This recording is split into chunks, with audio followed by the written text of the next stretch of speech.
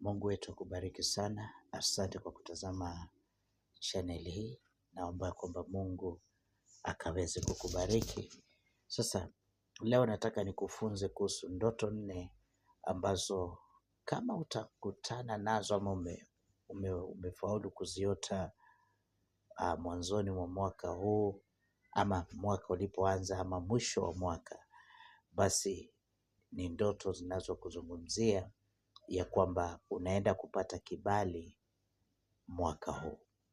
Sasa ninapoongea kuhusu kibali, ninaongea kuhusu kupendelewa. Sasa ndoto hizi ni ndoto za kinabii ambazo zinapokuja inakupea mwelekeo, inakuonesha unakoelekea kutakuwa namna gani. Kwa hiyo ni ndoto ambazo unapoziota zinakuzungumzia ya kwamba mbele ni kuzuri. Kwa hiyo kibali ni kupendelewa na Mungu.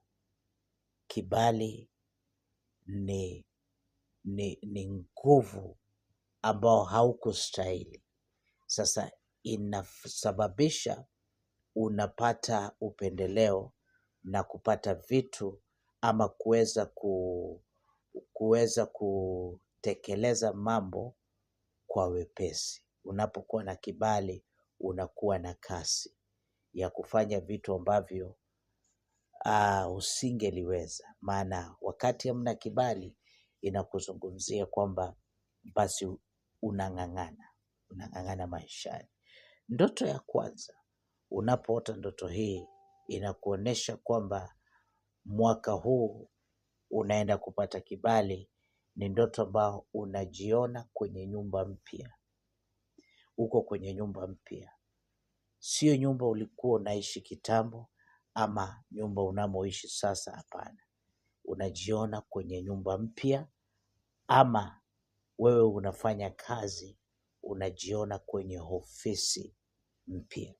Sasa ndoto hii inakuzungumzia ya kwamba kunaenda kuwa na mabadiliko maishani. Kuna changes inayokuja maishani mwako.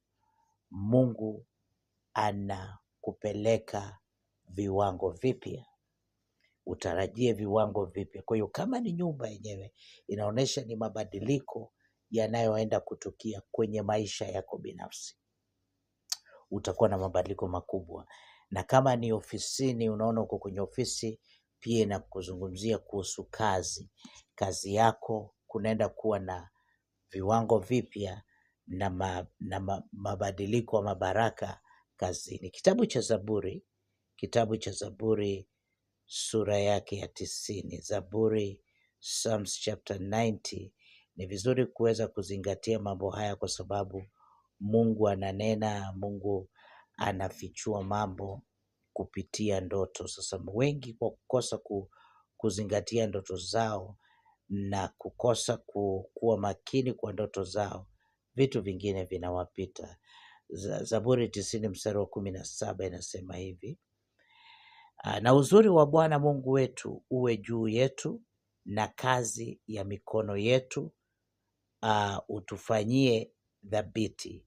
Naam, kazi ya mikono yetu uithibitishe. Umesikia? Uzuri wa Bwana, favor hiyo. Tafsiri nyingine inasema favor. Kwa hiyo anasema uzuri wa Bwana Mungu wetu uwe juu yetu, na kuombea iwe juu yako mwaka huu. Alafu anasema na kazi ya mikono yetu utufanyie dhabiti, na kazi ya mikono yetu udhibitishe. Kwa hiyo ndoto hiyo inakuonesha Mungu anaenda kudhibitisha kazi ya mikono yako. Amen. Ndoto ya pili, unapoona unatembea kwenye shamba ambalo ni nzuri, ama shamba ambalo limepandwa maua, ama shamba lenyewe la vyakula, unaona unatembea, inapendeza, inavutia, basi inakuzungumzia mwaka huu unaenda kupata kibali. Kuna kibali inaenda kuja maishani mwako. Maana garden yenyewe, lile bustani, unatembea kwenye bustani, lile bustani linaashiria kibali cha Mungu maishani mwako. Kwa hiyo ni jambo la kuweza kuzingatia. Kitabu cha Zaburi kitabu cha Zaburi sura yake ya 58. Zaburi ya 58. Garden yenyewe, lile bustani linaashiria ya kwamba mwaka huu Mungu anaenda kukufanyia mambo ambao ni ya ajabu. Zaburi ya 58 mstari wa 11 inasema hivi, na mwanadamu atasema, hakika iko thawabu yake mwenye haki, hakika yuko Mungu anayehukumu katika dunia. Bwana Yesu asifiwe, haleluya. Kwa hiyo yupo Mungu ambaye atakaye kupa ushindi, atakupa ushindi kwa kile unachofanya, atakupa ushindi. Kwa lugha nyingine, atahukumu adui zako, acha niweke hivyo.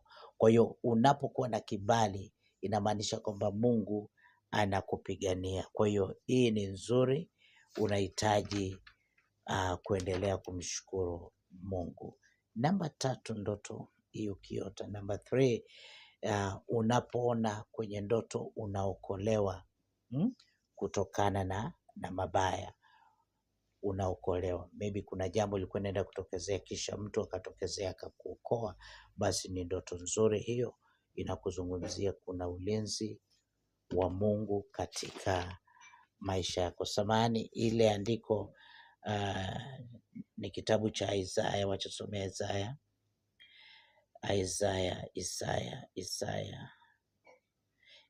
58. Samahani, nilisoma the wrong verse.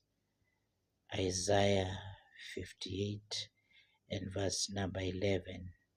Isaya 58 mstari wa 11 inasema hivi, mstari wa 11 inasema, naye Bwana atakuongoza daima,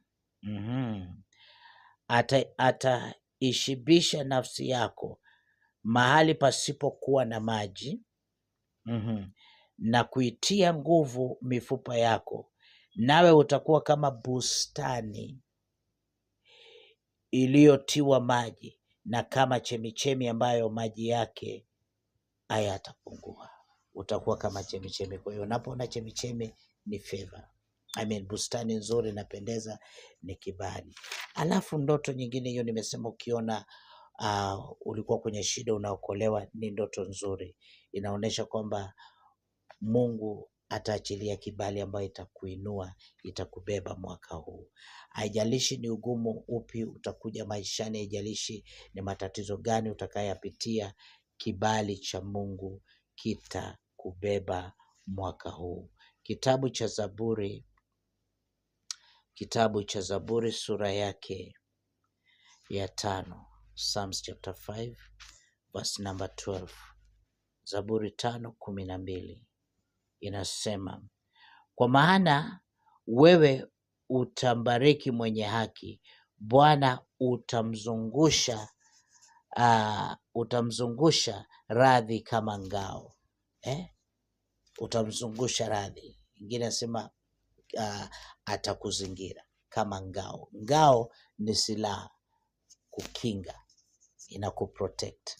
Kwa hiyo hii inaonyesha kwamba mwaka huu Mungu atakuhifadhi.